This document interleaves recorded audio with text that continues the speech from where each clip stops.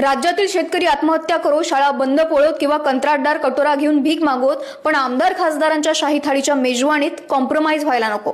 राज्यात हिवाळी अधिवेशनासाठी तब्बल 90 कोटी रुपये खर्च होणार आहेत आणि जेवणासाठी आमदार खासदारांच्या आणि त्यांच्या पीएच्या जेवणासाठी तब्बल 40 लाख रुपये 10 दिवसांसाठी, म्हणजे प्रत्येक व्यक्तीवर 3,33,000 रुपये, प्रत्येक थाळीसाठी 3,000 रुपये। याची तुलना आपण करू शकतो महाराष्ट्राचे भविष्य म्हणजेच विद्यार्थ्यांच्या पोषण आहारासोबत।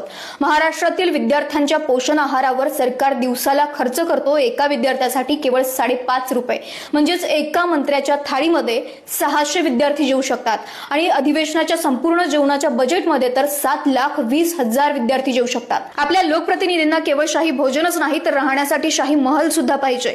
नागपूरच्या राजभवनात तब्बल 30 बंगले आहेत, त्यातील 27 बंगल्यांवर 15 लाख, 3 बंगल्यांवर 35 लाख, उपमुख्यमंत्र्यांच्या बंगल्यावर 85 लाख आणि राजभवनावर तर तब्बल 1 करोड रुपये केवळ दुरुस्तीसाठी खर्च होणार आहेत, नवीन बंगले बांधणार नाहीयेत आणि तेही फक्त वर्षातून 15 दिवस राहण्यासाठी। आणि महाराष्ट्राचे दुर्दैव बघा, या बाबतीत कोणताच विरोधी पक्ष सरकारला प्रश्न विचारत नाही किंवा अनावश्यक होणाऱ्या खर्चावरून मुद्दा उपस्थित करत नाही।